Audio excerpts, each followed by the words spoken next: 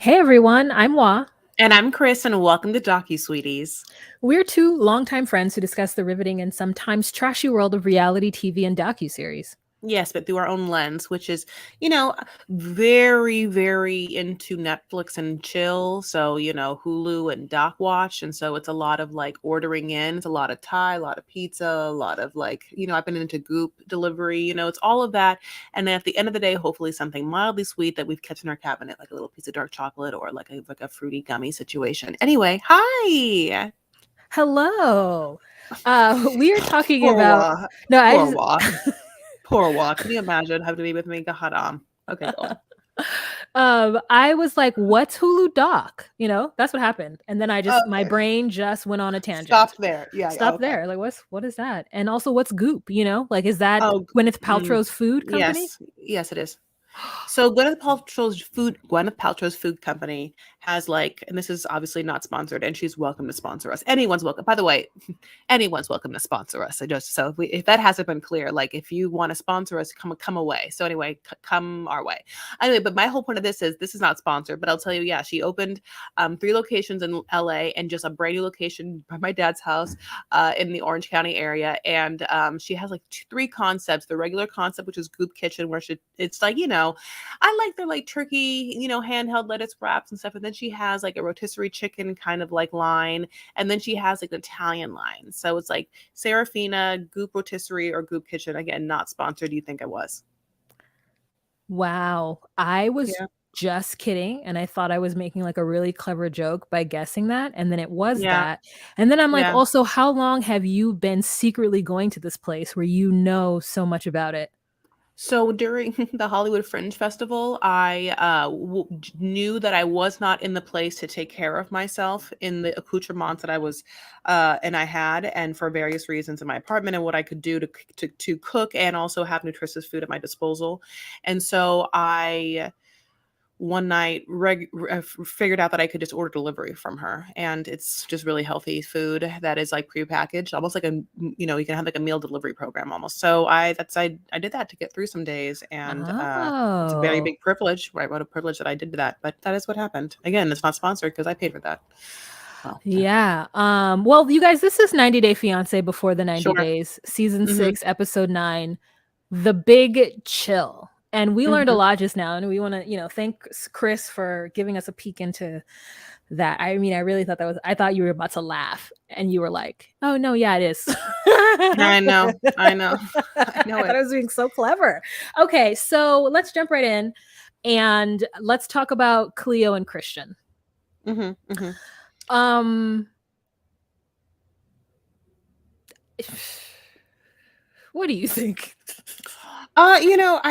It's just very awkward, obviously. And you want so badly to just shake a girl and just be like, babe, he's just not that into you. And even if he was, you deserve better. So it's like either one of the answers. That's why he's just not that into you is such a great. Well, no, I'm sorry. Let me take that back. It's not a great thing. But this is what it is. If someone's not treating you the way that you should be treated or making you feel the way that you should feel, which is attractive and wanted and not like overly. I know it's a balance because we have people that make people feel like overly, needy. It's like there's a push pull, but it's we see some pictures, we've seen their kind of chem, we've seen how he's been in front of her. It mildly feels like Christian didn't know that he'd be on a show and was just like, I'm gonna meet like a fun trans lady, and then somehow was on the show and then started talking about it to his family and then realized that there's like maybe some other people's like ignorant views on that, and then he internalized them up into this point that now when he's with Cleo, he can't get over these like internalized. I don't know what it is, because it feels like, well, how did you get here if you weren't attractive and open to this? Because he feels incredibly closed off and almost like not attracted to her, even though she's fabulous and elegant and classy. I find her style like, admirable. And, so anyway, so we can go into like the play by play. They're going to go to Portobello Market, which, is one of her favorite places in London, which I never heard of, Portobello Market. And I really don't like mushrooms. So either way, I was like, oh, well, maybe I would have bypassed that one. Um, But yeah, he it's Cleo says so far it's been good and it's been bad. And I'm like, has it been good? It's been tolerable and awkward and not for you most of the time. You've been teetering on it. And whether you feel like sometimes I'm like, I feel bad for Cleo because maybe it's hard to tell what's truly awkward and not for you and wrong in the moment, and when you might feel like you read social cues differently than others, especially if you've been told and labeled as autistic, because then you might feel like you have to second guess things when and you might not be able to trust. We always say trust your instincts. And if you're told someone like you might not be able to read social cues, I understand the difference of like feeling like, is this real or is this not real? Am I feeling like he's not into me or if he's into me? It would make sense that he'd be here. Why would he be here if he's not into me? Why isn't he kissing me? Like, she must be going through all of that. I would be going through all of that, and I'm not labeled autistic, even though I'm probably whatever, mildly, whatever. Everyone's like on the spectrum. Wow, do you know what I'm saying? Yes, I do. I absolutely think that your point about it being internalized to a certain point, what his family said. Yeah, I think a lot of people feel that they are good and they're not they're socially left, and they could do that because they're cool, and you know what I mean. But I think people who see themselves as liberals, and I feel like Christian may, I don't know, Adina would make me believe that he's not, but I think you're right. I think that he has internalized some stuff, and he's realizing this is a lot harder than he thought it was going to be. And so I think for her, I think she is realizing that it's not good. I wrote there, or someone wrote there, I think I wrote that it's Cleo says it's been good so far, but I actually don't remember her saying that. I remember her saying that it's been awful. I don't know if I don't know. Yeah, like That's Kirsten, I think. oh, maybe. Yeah, I don't know. It's just some girls are. She's not okay happy with what's going on. And you're right. The extra layer of being autistic might have a level of doubt for her as far as like what her emotions are. But the truth is that I have been that. I have I been know. uncomfortable in situations and not known that I could, not that I could say no, but that I should just stop. I'm always like, well, and it's because of some odd conditioning that I was inadvertently taught or saw on TV, that somehow like women are supposed to just like open themselves up for men, or like women are supposed to do, well, he'll get better. Well, I have to stick with him, like I have to hold his back up, or be his backbone and support him, and all that stuff. And like, so if I finally found somebody who seemed to be interested in me and then flew thousands of miles to see me, and he was awkward and it was uncomfortable, like I would just do my best to make him not uncomfortable. And I think that's what she's trying to do.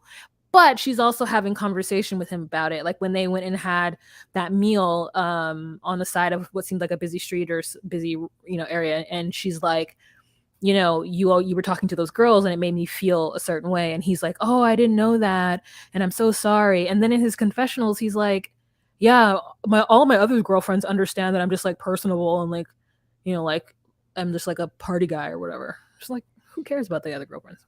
Yeah, like hmm, God, it feels like he is setting up a case for him to be on TV as the good guy, and it's just not a match. And I think that there's a couple of things that he's doing. So, his wanted need to get drunk in order to be like comfortable and wanting that is one thing. I think that he also wants to subtly show that he is, like, into many different types of females. I think that he in the market buys her what, of course, Kimberly should have gotten TJ's dad, which is a wearable form of a, stone. He gives her a bracelet, something for her to remember him by. And then as he walks out from the booth, I swear to God, he looks at the camera like 3 times, like walking away with this kind of look that is, see, I just bought her something. No, I just bought. Like in the way in which some very cheap men will literally spend $7 on you and they want like the Nobel Peace Prize. You know what I'm saying? Like they're just like, can you believe it that I like bought her this thing that like is really truly meaningful and like so meaningful she's gonna wear it for the rest of her life, and like I said it's meaningful, and so like it is to her because she like, I mean, like, you know, with his like weird comb over. So anyway, God bless. Yes, then the conversation happens that he said, and she's so happy to just spend time, you know, at home, like I said, Netflix and chilling. Like that's literally what they were gonna do, you know, Yeah. like, and she's excited about it. Instead of Netflix though, it's yeah, like VR stuff, which I've still to this day never done, I feel like. I've done it. I went to I don't know, some kind of Hollywood Hills party. I think it was for there was YouTubers there. It was in my YouTuber going to all the things era, and me and Sawai did it in like whatever room of this like mansion. We were just like, it was funny, and it was funny watching each other do it too. But yeah, I like I like that moment. I like that they had that time together to, you know, meet on the same page, like they play video games together. And I just think it's so sad that she's like, I know this may sound cliche, but I want a man to make me feel special. Like I want to feel special, and I don't feel it. And so it gets awkward, and so they go upstairs to go to sleep, and she puts on our favorite satin nightgown, and she gets in bed, and it's like his body language is completely turned away from her. Yep. And she calls it out in the best way that she can, and he's like, I'm the kind of guy that waits for the girl to make the first move. And we know that's not true. He will talk to strangers anywhere at any time. He is lying. Instead of him saying, I want you to make the first move because I am scared to, or something that's true to her, he says this. Now, maybe after the cameras went away, he said what he really felt like. Let's hope. I'm going to say two things. I think that if the cameras weren't there, that he would have already hooked up with Cleo. I think that something is happening in his mind that's keeping him from that. And that's another reason why I think that he, in his mind, also wants to drink. Because I think that he thinks if he drinks, it will lessen his inhibitions about being on camera and maybe like feeling his true self or whatever. And I think that Cleo picks up on the fact that he is attracted to her, but she cannot understand why he's being so cold and distant, because I mean, here's the thing. Again, this is something that I feel like, you know, this is a normal dating thing without layering any sort of label on top. That's already the worst feeling possible, you know, like not the worst feeling possible, but there's just, you know, dating is a horrible thing. Wanting, like wanting someone, feeling like you feel some way with someone and feeling like they maybe feel that way as well, but then their actions and behaviors and feelings around you, like the energy around you doesn't feel like, what? Like, why aren't you? Okay, wait, let me, you know, it's no one wants, again, someone, unless you're Brandon and whatever, like wants someone obsessed with you. But at the same time, I understand what she says when she wants to be made to feel special. Like there is a reason why Rihanna made that song.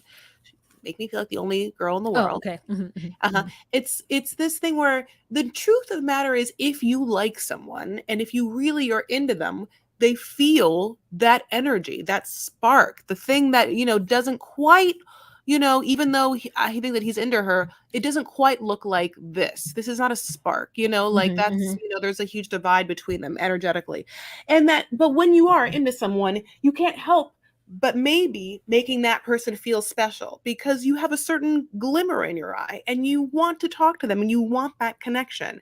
And if that person is also giving that to you and you want that too, and you are grooving together, there is this, you know, like there is this thing that happens and you feel barriers and stuff. I think that Cleo, you know, also because she's neurodivergent, probably feels energies on a different level too. For so much, I just obviously have a lot of empathy for Cleo.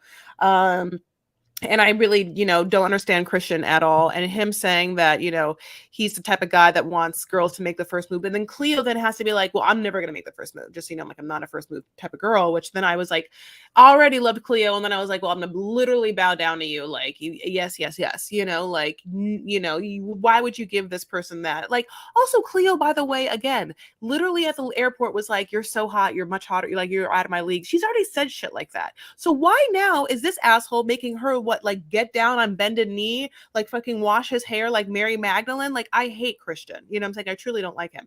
And Cleo's better than him. And you know, I'll stake my life on it. Well, Yeah. watch her kill someone, and I'm like, sorry I said it, but you know, she won't kill anyone. But you know, haha. Okay, fine. Yeah, I thought you were I thought it's correct. Like, yeah, I agree. I agree. And with that, let's take a time in our lives to go on a commercial, you know, have a little stretch break. I'm wearing this, like, I'm obsessed with this thing. I got it from like Amazon. It's OG. I see it. OG. And I got in 2 colors. One is clear and one is this color, but it literally comes like, it looks like my son's something. Like I put it in my, it looks like a crayon. And so you can really like draw it on, and it's so hydrating. It's so like nourishing. Again, not sponsored, but not that this is on the podcast, but it's on the Patreon. Oh, I just lost an earbud. Oh, fuck. Can you hear me in the earbuds? Yeah. Okay. I couldn't find my thing, so this worked. You know, I made sure that the speaker was coming still from my Nano. So I need to get something for my ears. Okay, ready to come back. You mean or not what you're wearing on your ears? Yeah, no, something that goes in the ears, or something small so that I can put it. I have like big ones for my regular ones too. Okay. All right, and we are back. So let's move on to Riley and Violet. This was a good, quick one for me. Yeah. Basically, Riley is he's a child, and he's like, wham wham poo poo me. So how come she's not doing this for me? You know, it's crazy, yo. How come, you know, I almost did it. And so the first one did it. Yeah. I just am tired of him. And she is right in every single way. Yes, she is. Yeah, it's like we're seeing a queen sit in her power, and I'm happy for her. I'm happy that we are seeing a situation where it doesn't feel like she's got some kind of desperate need to be with him. So he says that the date was supposed to be great, but it wasn't that. And I'm like, yeah, because you freaking ruined it. You ruined it. You did that. I couldn't believe when he said that. I was like, you know that it was supposed to not be that? It felt like you didn't realize that's what it was. You thought it was like a combative thing that you'd happen to dress up for. It felt like you thought you were going to court. Yes. It was just crazy that he said that. And we're like, now I'm like, oh, you are a delusional wham wham baby. It's just delusional.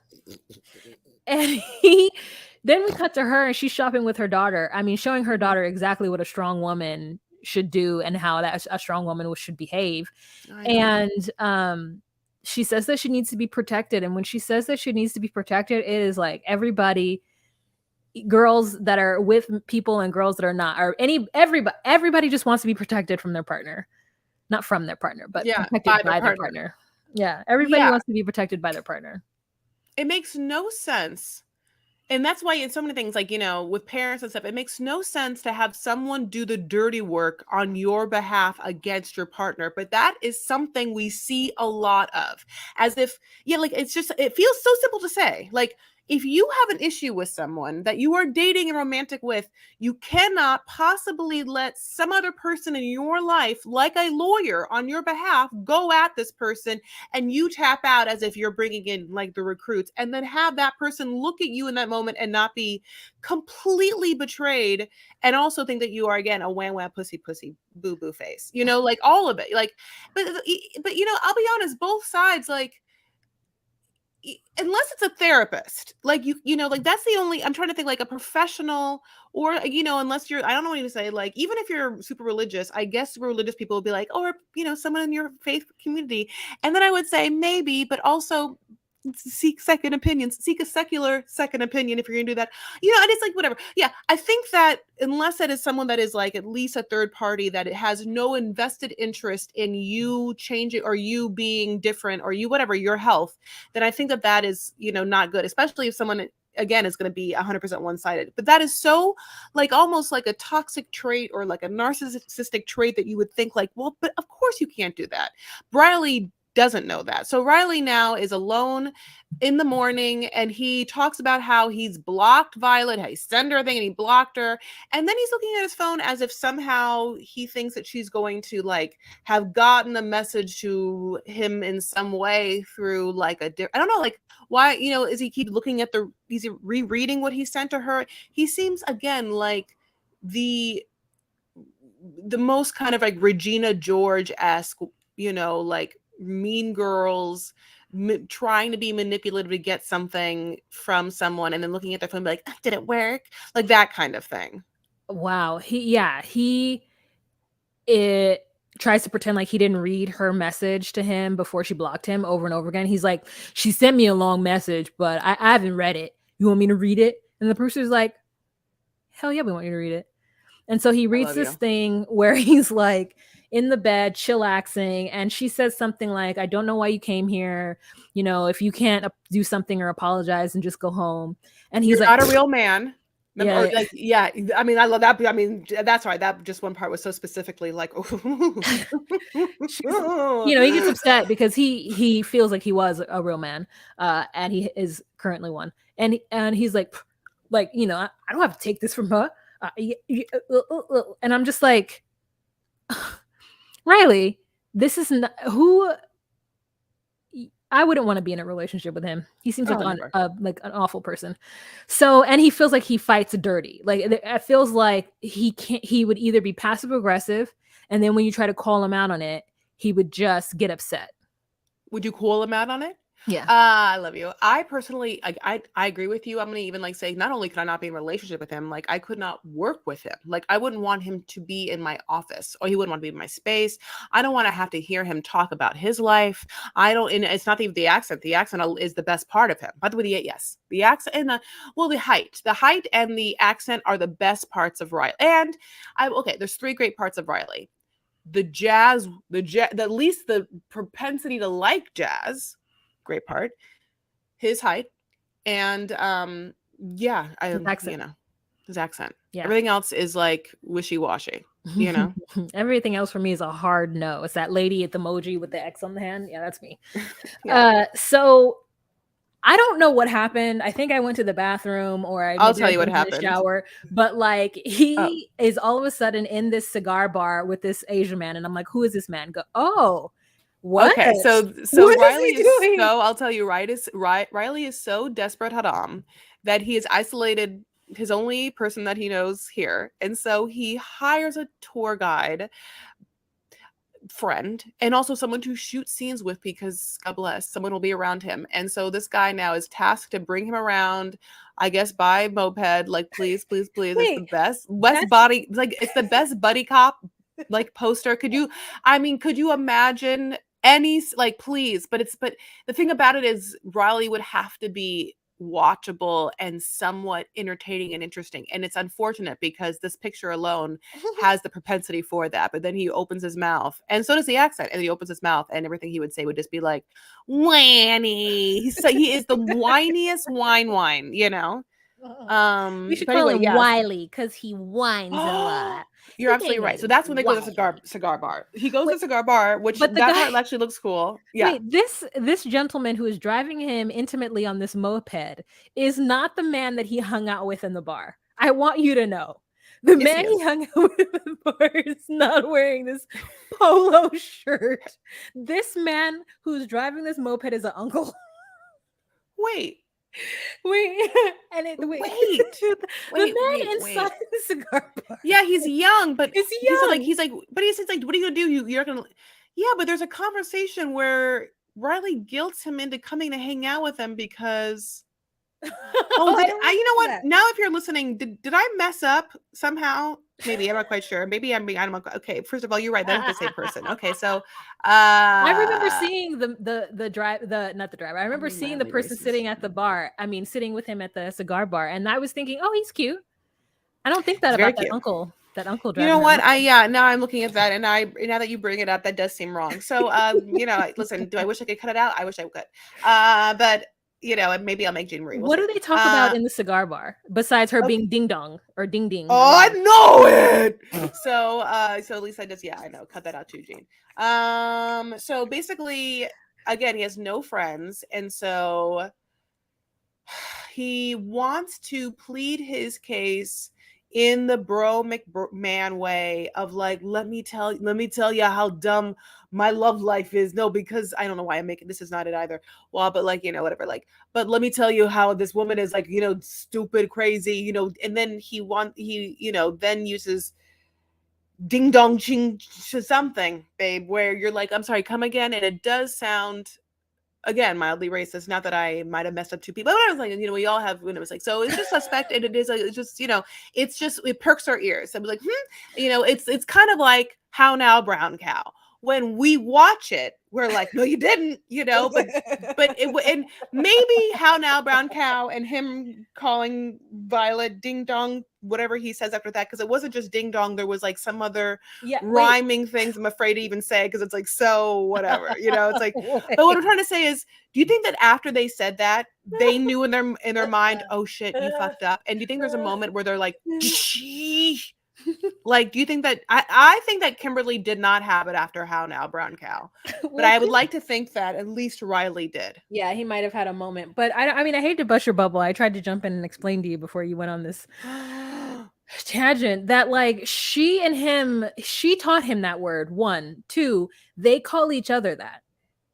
It's one of the early things we learned about them, like the flipping. That's what that is. I remember him saying some kind of joke, but I forgot what it sounded like, and that's what it is. It's like ding dong or something. And you hit your head to say somebody's crazy, and it's weird because he's really trying to plead this case with this person, and then like say crazy in his language to him so that he understands. I'm like, the man speaks English, so what are you trying to say? What she is, and also it's like, I can't be with a man who like publicly calls me crazy. And so he just nails another coffin, like another nail in his coffin for me. Yeah, I mean, I've made so many mistakes in this conversation so far. It's like, who would really take my opinion now of anything I ever say? But I will say that the furthering part of the narrative of this scene is that this nice gentleman absolutely knows that Riley is up to no good in his shenanigans, and just like takes Violet's side immediately and is like, oh, you're wrong. You're dumb. Yeah. You're wrong. You don't. First of all, it's not your sister. So that's not your sister. So it's not your sister. So I don't know what's wrong with you. You're crazy. And so then that, I guess, is the moment that Riley then is like, oh, maybe I am. Maybe he's wrong. And so then he has to. And so then I guess in his mind, he's like, he's going to unblock her. And then she's not going to have blocked him and then try and get back. I don't know how he's, I don't know. It's so funny because I don't know. That's all to say about that. All right, let's move on to Dempsey and Statler, who I don't think we have a picture of, or if we do, I can't find it. So I did have one thing. Statler. Okay. So we start off where they wake up the next morning and they've stayed in what looks like a trailer. She calls it a caravan, and she's like, how'd you sleep? And Statler's like, terrible. I just hate I hate the negative Nancy. I just don't like it. It's like, it's the same thing with Kimberly and TJ from Toe. Just come in and just talk shit about everything. So she was cold, which is a terrible night's sleep if you're cold. I hate that. That's the worst. If you're cold. And then she's like, well, I bit off more than I can chew. How can I, poop here? This is after Dempsey leaves to go to work. And I'm just like, is that what you're worried about? I don't know. What do you think? I agree with you. Never complain, never explain, honey. Just like the Queen says, Oh, I've never heard that. Never complain and never explain. Yeah. What a great saying. It saves you in so many ways. And for me, like, it's been ringing true because, I think the one like Instagram thing is like, oversharing is a trauma response or whatever. And I definitely have the, propensity to like over explain or overshare or like try and give, so many details in order for people to see my exact opinion and understand everything in the context in such a way that it's very hard for people to, focus on everything. And it's much easier for people to just kind of like, focus on whatever information you give them. And and so there's the never explain, and the never complain part is, a lot of things we're talking about here, which is also, don't complain, because no one ever wants truthfully, no one ever wants to hear it. And it makes you look bad always. Yeah, I truly feel like I don't complain. I just make the choices that work best for me. Like, so like with companies, if I'm mad at some kind of customer service or something that happened, I just I'm not gonna go and yell from the rooftops. I'm just not gonna buy from them anymore. I just take my business elsewhere. And yeah, I just my job is just full of complaints, so there's that one for me. Um, let's talk about how Dempsey, or one of them, does a bad energy sage because of the negativity. I think it's Dempsey. It's cute. It's like I had two people doing sage in two different franchises of 90 Day Fiancé. So we find out a little bit about Dempsey. She is from a traveling family, yet they are not Romani. So it was very interesting.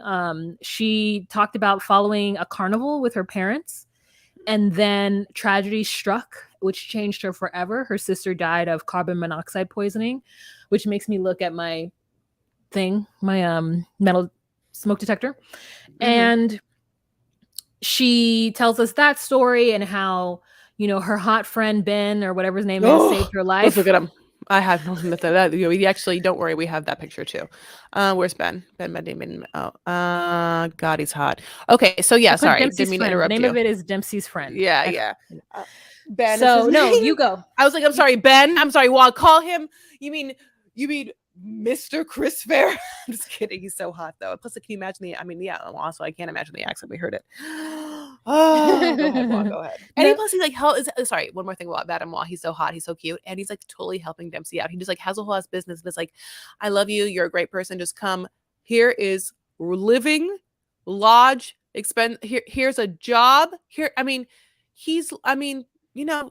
what a guy. Wah, what a guy. Let's look at him again.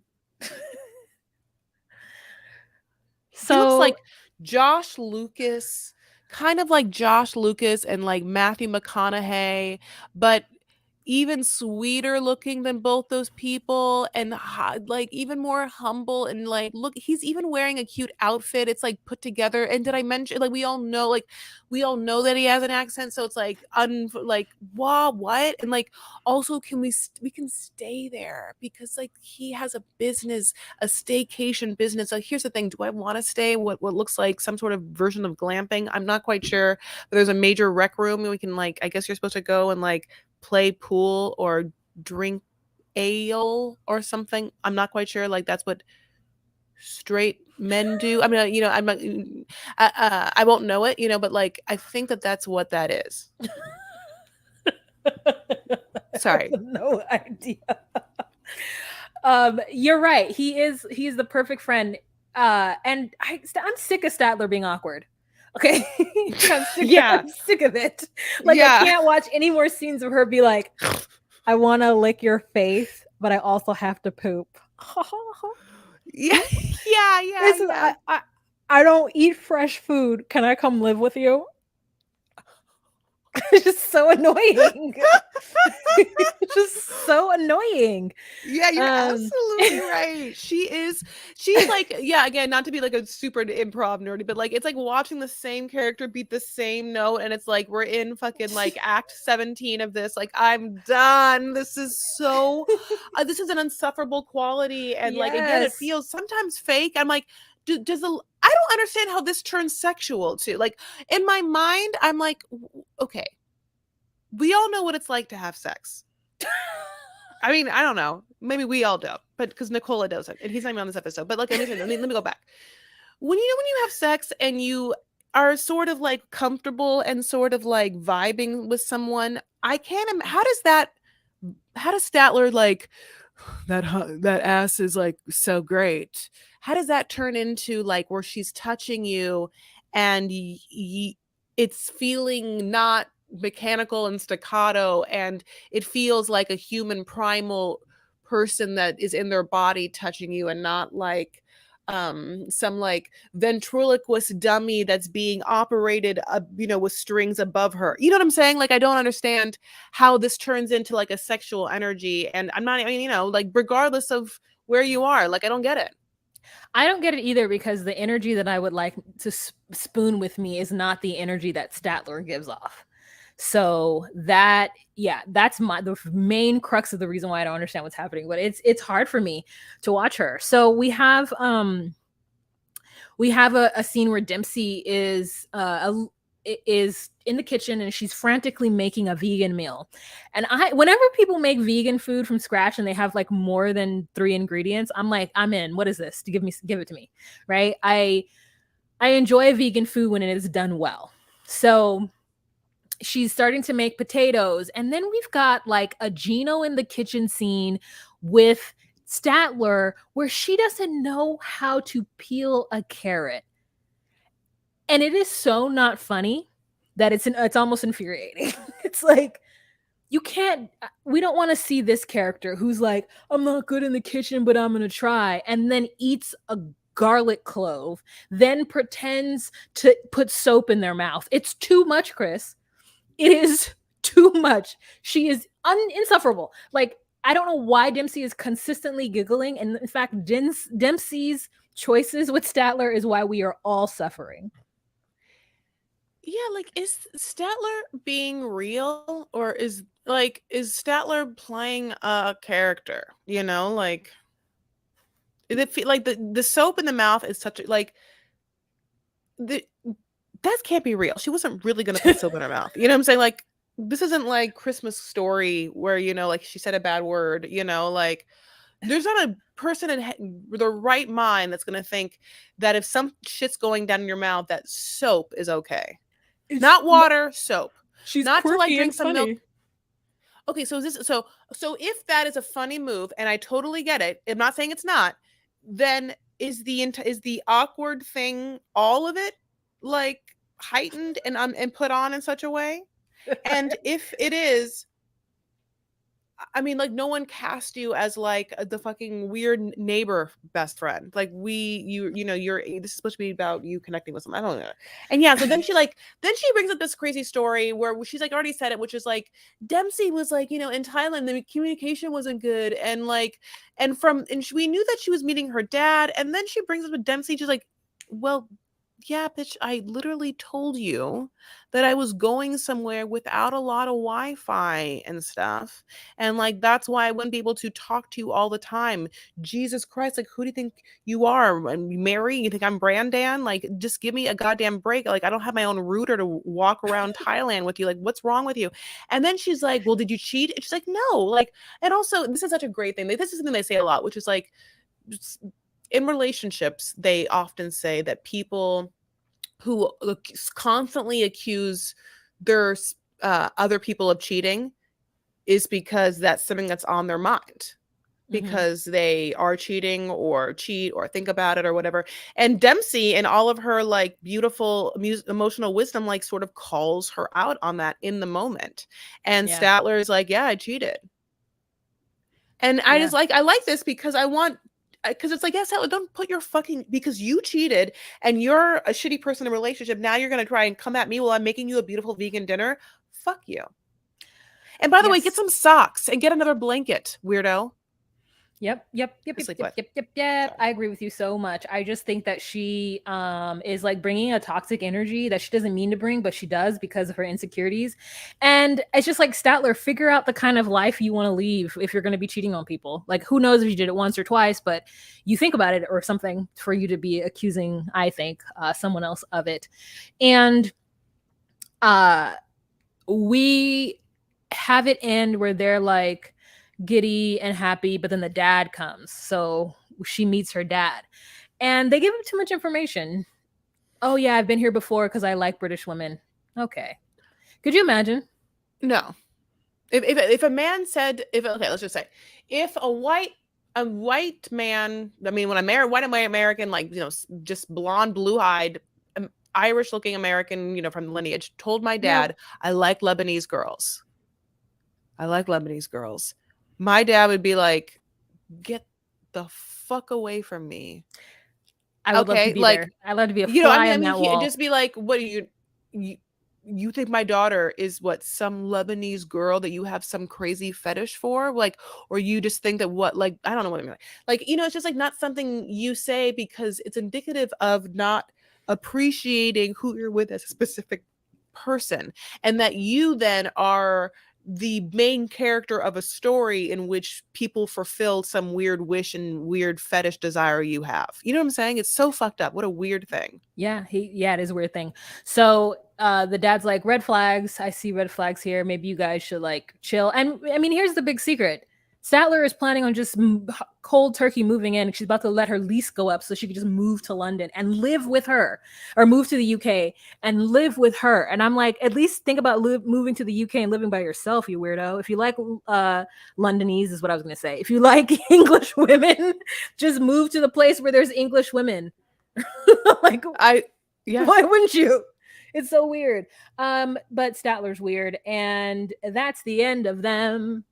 Anything else? You're so right. Yeah. Last thing I say is Dempsey doesn't know how lucky she is that like her house being cold is saving her, because yeah, like again, Statler, as you said, had just planned on moving there, and she's second guessing that because of some of the luxuries that she's accustomed to not being there for her to poop in her happy place and whatnot.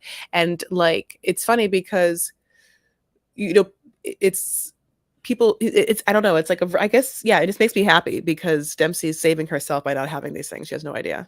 Yeah. It makes me feel like, how sometimes this is like what it is, like, how I one time had a 2-person car. You did I? Okay, well, yeah, no, I did. I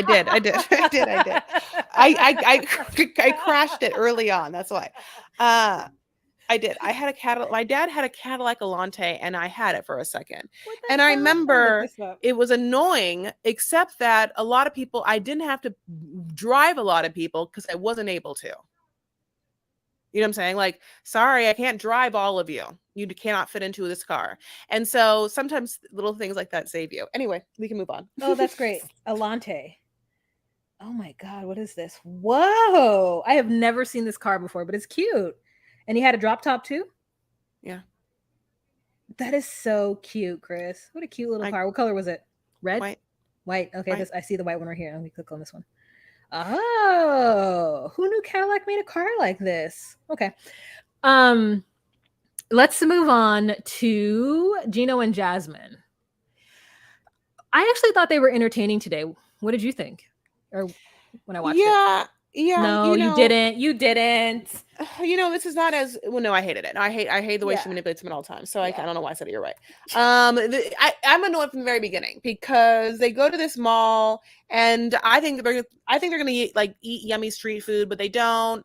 She takes them right to a jewelry place, and they're gonna buy a thing for her, sister that I feel like is maybe her daughter. I'm not quite sure. Oh, wait, you didn't want the street food? You didn't want the that's street food. That's what she says it. I was like, street food? What is street food? I always do want street food. Like, sorry, I always want street food. I don't want street food. I do want street food. But yeah, like, again, Jasmine, is like, it's so weird to me. Like, all right, you have children that you don't live with, but you live with your sister. Like, and again, okay, so, and then she's going to buy a necklace for the sister, of course, but he's going to buy it, God bless. And then they get there, and then, she wants to like also buy a ring. And then we hear this thing that she lost her ring that he gave her, and that, but she also hated it. And like, then we also get this new confessional look for her, which I swear this is the first time we've seen this look. And this look is dramatically different than all the, my God, please tell me, Juan, did I put it there? No, we don't have it. I don't have it. I didn't see it. Anyways, she looks beautiful in the confessional. Like, I can't very tell. Different. Can you tell me what the difference is? Oh God. Oh, you know what? Okay, so this is a Shabuti on Twitter, does a lot of great tweets and stuff like that. She had work done. She got work done. It looks like she got jaw looks like she got like a full jaw, either filler, for sure filler, if not like some sort of implant. And she's giving like Eva Longoria. I'm going to post this to the Docu Sweeties Instagram live feed, or the You're absolutely correct. I just couldn't figure out what the difference was. Now, Yeah, the it's picture on the left is not exactly what she looks like in the episode because the hair is different. This is like, but she it's like she's had an eyebrow lift or something to where she has more definition in her eyebrows. She went somewhere and the doctor did her like they did Larissa and was like, we can do this, we can do this, and we can do this. And that's why her younger sister is with her. It was to help her heal.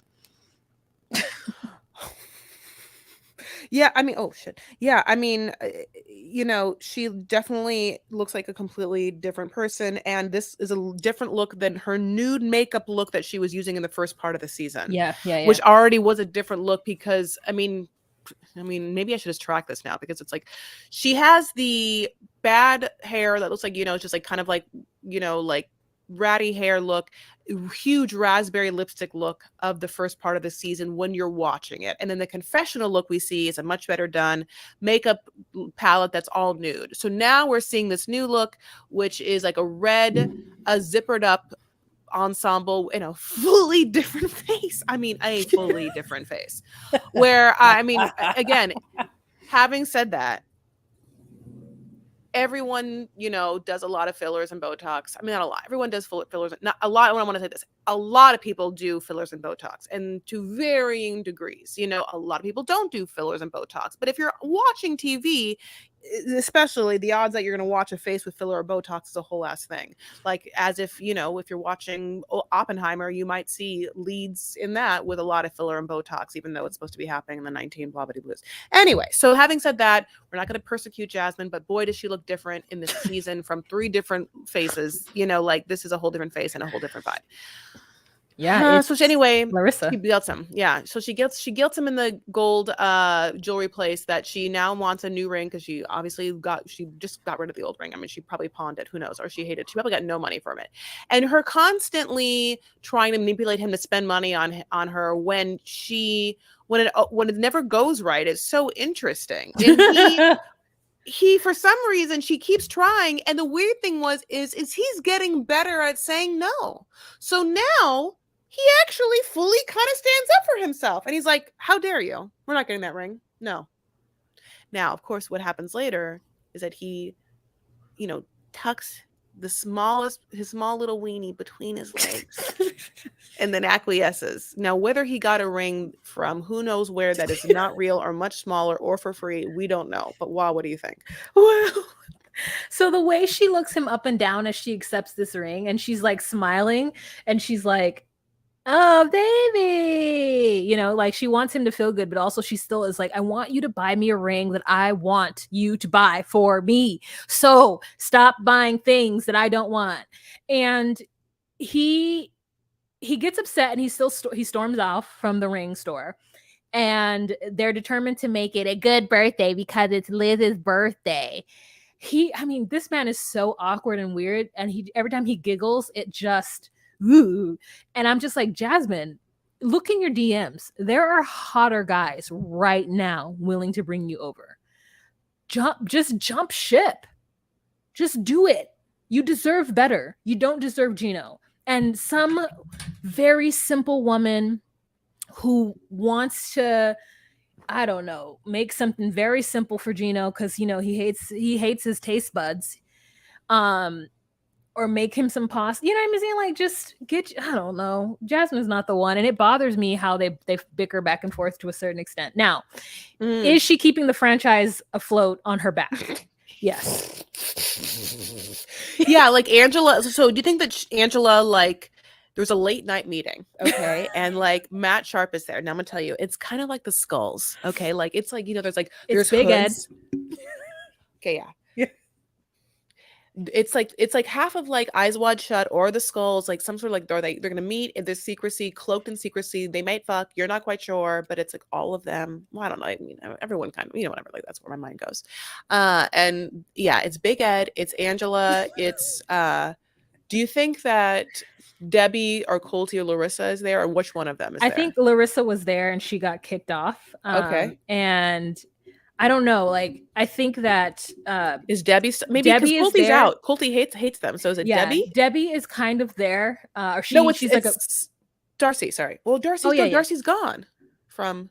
I mean, she's gone, but she's gone on to glory with having her own show. Darcy is a part of the 90 Day franchise. Yeah, but she's no longer having to carry the torch for the franchise. Yes, but she's there. Okay, so it's Because she's you're there, she talking about watches. active people who are carrying the torch. You're right. It's Angela, it's Jasmine, it's about to be Kimberly. It's she's getting inducted immediately. And let's see. I would say who's the dark horse in this? Is it all women? Yes, because women are what? Smarter. Well, you said Big Ed. You said Big Ed. Oh, I and did. You're not right. He is holding the franchise up too. We want to say David and Annie. No. Love them. Well, they have no. Listen, they're not gonna ever be on again. No, again, these are people that are never going to be. These people are not on 90 Day Fiancé. You're right. You're right. You're right. You're right. So they don't. They're not. They don't need. They have their own lives to lead, which is great for them. Yeah. I'm trying to think. Yeah. I mean, but anyway, controversial characters. They all meet. 3. Yeah. Yeah, that's enough. And there's it's hard. There's always going to be one supreme. So right now, Angela has given that supreme title to Jasmine. Is that what we're saying? I don't think that Angela has given it to her. I think that she has snatched it. She's come by and she's like, look, I can be crazier than you. And she just like walks by. So they then get on these bikes and they get on a bike and they drive around and everyone's screaming. And during this bike ride, Jasmine decides to tell Gino that she has faked every last single orgasm. And he doesn't get upset and stop pedaling. He's just like, really? No. And I think it is crazy that there are men who don't know that they have not given someone an orgasm. Oh, that's not great. I don't find that crazy. I find that. Well, that's like gravity. Like gravity exists. Okay. Pause. Patreon only. Doesn't the vagina like kind of hug the penis? When it happens, doesn't it contract? Yeah, you think like okay, yeah.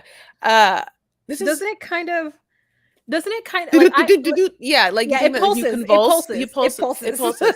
Now, how we don't know how many men. Now we don't know if how small their penis is. We don't know if they can feel the walls. We don't know. There's so many things. There's 1 billion things. Like we don't know if I would have no idea. Okay, so that's so. But I would say this.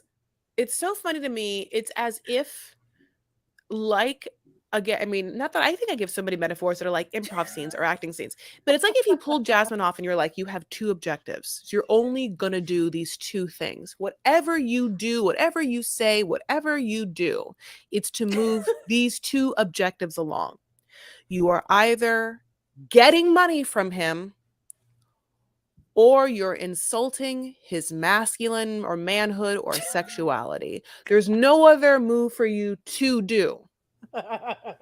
Don't say hi, don't say bye, don't say please can I have the salt, unless you are saying, honey, that salt would have been nicer in a pink rock quartz salt shaker, can I have that? Like that's how you ask for the salt. And or if you like want to be like good night, you have to be like, good night, Gino, I wish you would have sex with me, but you never will because you're so dumb. Like you just can't. So that is everything is that. It's like it's as if we gave Statler like everything you do, babe, awkward and also annoying. Like don't be enjoyable. Just everything awkward Jasmine does. And everything Jasmine does. Yeah, just like make sure that it's manipulating him for money or telling him how much he sucks in bed. So anyway, yeah, that's crazy. What was her like? What does she think that we are supposed to think that her relationship was like with Dane? No, I think that she was quiet with Dane. I think Dane took her everywhere, and she didn't. What? You think that Jasmine? Everything. Wait, I just want to wait. No, let me let you talk. I'm so sorry. That's really rude of me. Just please finish what you're gonna say. I can't wait. I'm so sorry. It is rude. No, it's fine. I've been doing I can't wait. I apologize. No, so I think that she was just like, oh my God, I love it. Because everything that he was providing her was everything that she's ever aspired to. I think she laughed loud at his jokes in public. They'd be sitting at dinner and she'd be like,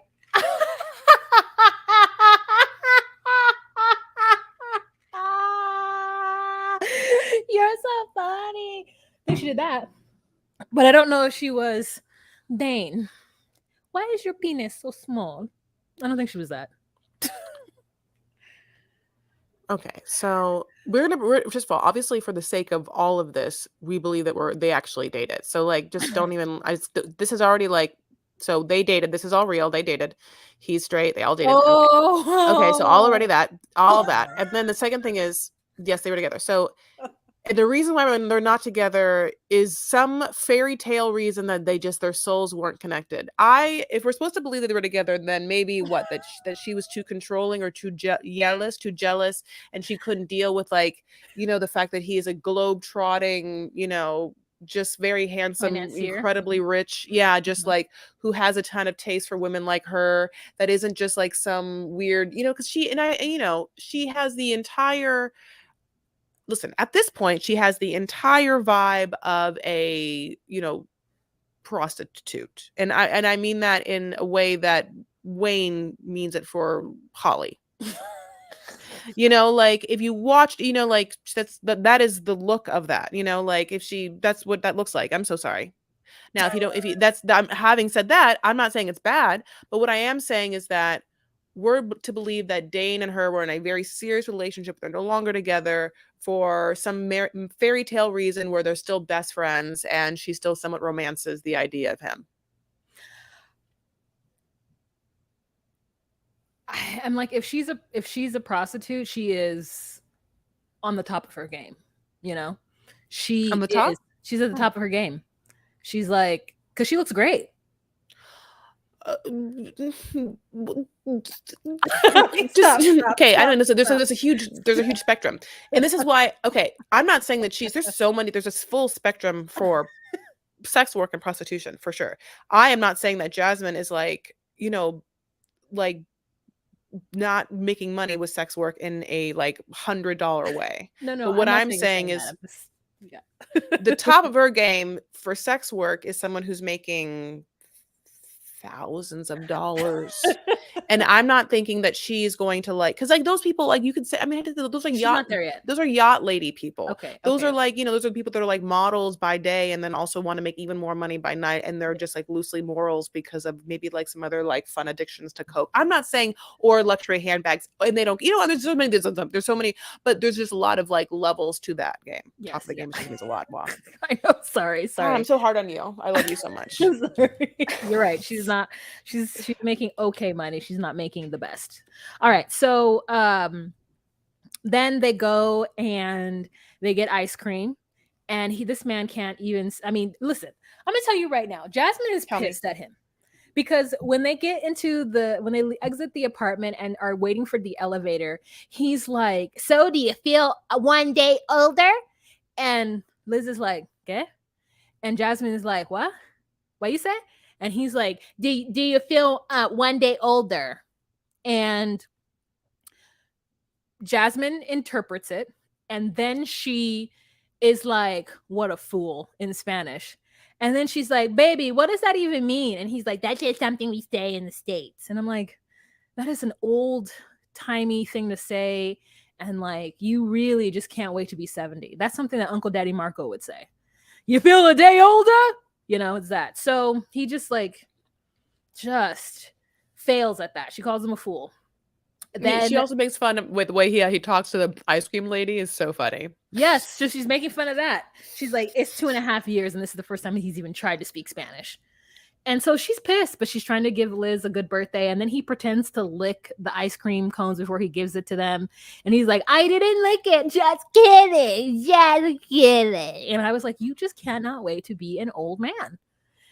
Yeah. So he sits down next to her and he does this weird thing, because I don't know if he can't do this. Like, maybe he cannot tuck his fingers into the palm of his hand, because he's like, it's like he just keeps, he has used his other hand to help this hand to try to unfurl this ring that he has in his hand for her. And then it's like, this is Liz's birthday, and they have done a terrible job of making Liz feel special.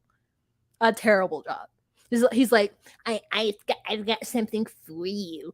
And then it's a ring, and she's looking at it and she hates him for it, because she's like, first of all, where the hell did you get that? And he says, well, while you were getting the bikes, I snuck off. So he just like went to a vendor on the street, just got her like a street ring and was like, here you go. And so instead of her flipping out and getting mad, she chooses to be like, thank you, baby. You're so romantic. So that's what happened. Yeah, it is what happens. Okay, last but certainly not least, and certainly not fun. Not at all. David and David and Sheila. Sheila. Jeez Louise. It's unclear to me like exactly what happened. So what happened? Okay, I'll tell you. So early morning, and the producers are there. We see Sheila in a sundress just crying. The sundress just like boohooing, and we feel really bad. And the town is like up and like paying attention, and obviously production's there, and the translator's there, and the translator, I don't know where the translator's been for the night or really what's happening with her in that situation. I was just like, where were you? Where have you been? Yeah. So basically we remember that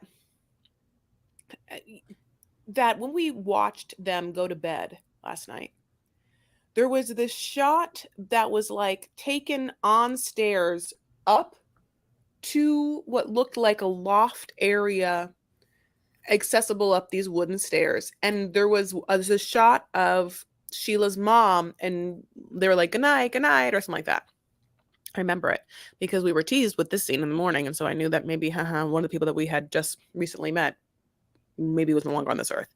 And, you would think it'd be one of the older gentlemen, but it's this mom. So then she tells us a story that is like really hard to hear, which is somehow the mom got up in the very early, maybe go to the bathroom or something like that, not quite sure.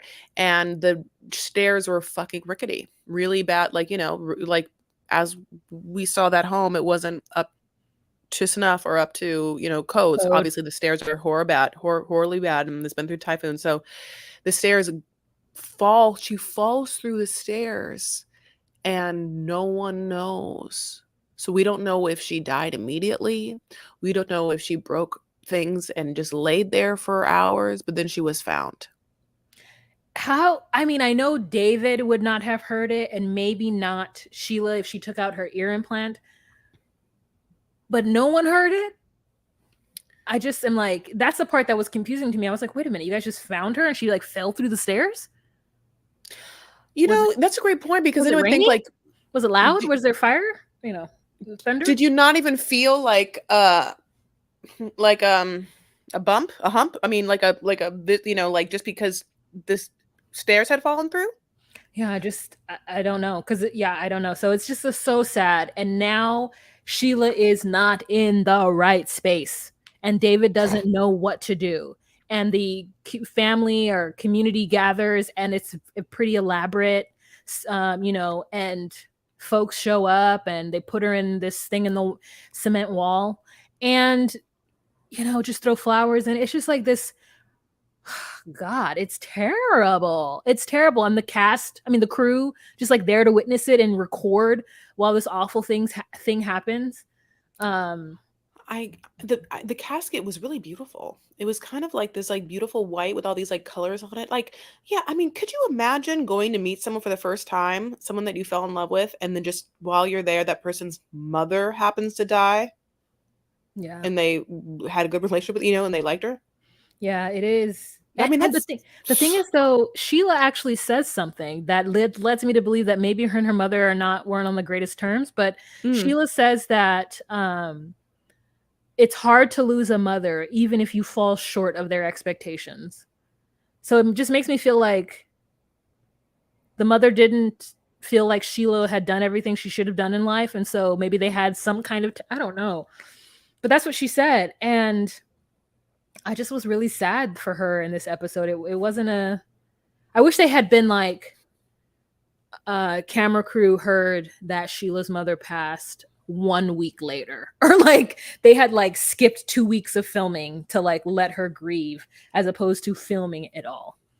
Those producers must be super, super good at their job and really kind for them to earn the trust of someone like Sheila to where Sheila would allow those cameras there. Because if that had been me, I'm like, production is stopping. I'll call you when I wake up. Like, I Yeah, can't. I wonder. I mean, I hope to God that you're right and that there wasn't like some weird thing where she felt like she had to or what. I don't know. I mean, no, you're absolutely right though to say that.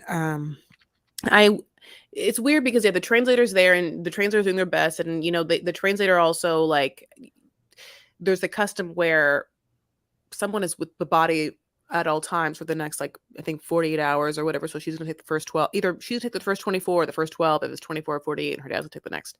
And so, you know, like there is no like time for her. And the next like 12 hours is not her and David time. You know, like it's like David alone time.